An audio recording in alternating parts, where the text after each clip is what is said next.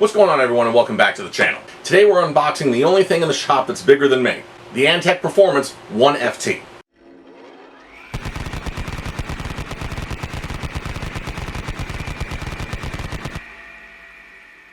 Usually I lift this up on the counter as I say that, but it's heavy, I'm old, and I still like to stay in frame. I hope the audio is okay. I have a couple fans running in the background. It is super hot in the shop today, and I don't want to die. Also, my display for the camera is off to the side, so I apologize if while I'm talking I double check to make sure I'm still in frame. But enough with the formalities, back to this. Like I said at the beginning, this case is the Antec Performance 1FT. It's been around for a year or two, so you've probably seen it. But if you haven't, we're going to unbox it and dig through it. I bought this a while back originally to use as my new PC case, but I ended up going a different direction for one small reason. A reason I'll show you when I do a video on my PC build. So I had this kicking around the shop, and I just got some higher end components, and I figured this would be the perfect case for those. So let's get into it. I love this adjustable workbench. So right off the bat, and you're just going to have to take my word on this, we have a box of components. Alright, so I guess I'm going to...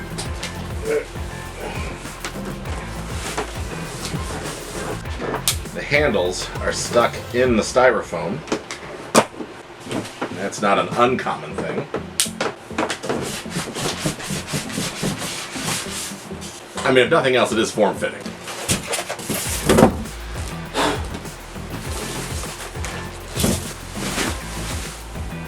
You know, I felt the glass panel and I turned it around thinking that this was going to be that front, but I forgot this has two glass panels. There it is. Alright, before we dig too deep into the case, let's see what's in the box. We have a manual, we have some zip ties, a couple Velcro straps, and a couple fan splitters.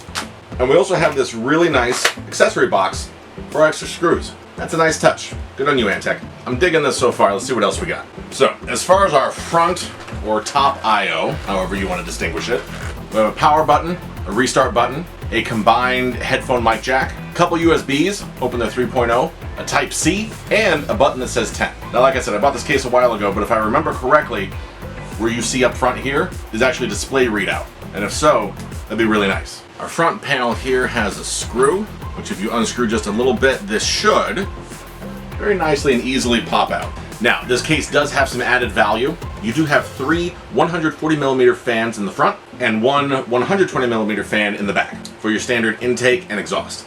They're not RGB, which means they're perfect for a blackout build if that's what you're going for. Now, we won't be doing that in our build, so we're going to take those out, but I'm sure we'll find a home for them in one of these other cases. There is a perforated power supply shroud, and there's additional mounting for fans across the base. And I'm not sure if you can see it in this lighting, but we do have rubber grommets on the base and along the side instead of just cutouts, which is a very nice design. And looking at where the motherboard standoffs are, it looks like we're going to have plenty of room for the 360mm radiator up top, which is great because that's exactly what we're going with. We can take a quick look at the back.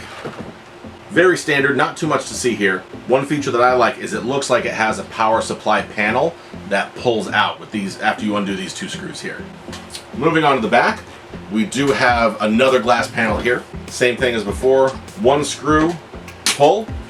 You have two plastic knobs right here that pop out, and then, no hands, you can lift right out.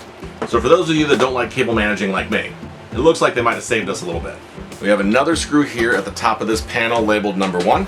Once that's undone, you'll notice you might notice there's a small screw here and a small screw here that hold on to plate number 2. Once that's unscrewed, this lifts up and this whole piece pops out. So here you'll notice our main channel for cable management and a space for not 1, but 3 mounts for SSDs. In addition, we do have a bay for a large hard drive down here, and then what appears to be a 4th mount for an SSD up here. And ample space for cables down as well. The layout of this case seems really generous. It looks like you can do a lot. So if you need a lot of storage, it has you. And I will say down at the base, there is a large air filter down here. So don't feel bad about putting fans on the top of your power supply shroud and pulling air up through there. You should be okay. All right, let's swing back around. So I haven't worked in this case before, but I saw pictures when I got it. And there's a tab back here. I think this should, oh, all right, so there's a, I'd say, aesthetic panel that goes across the top.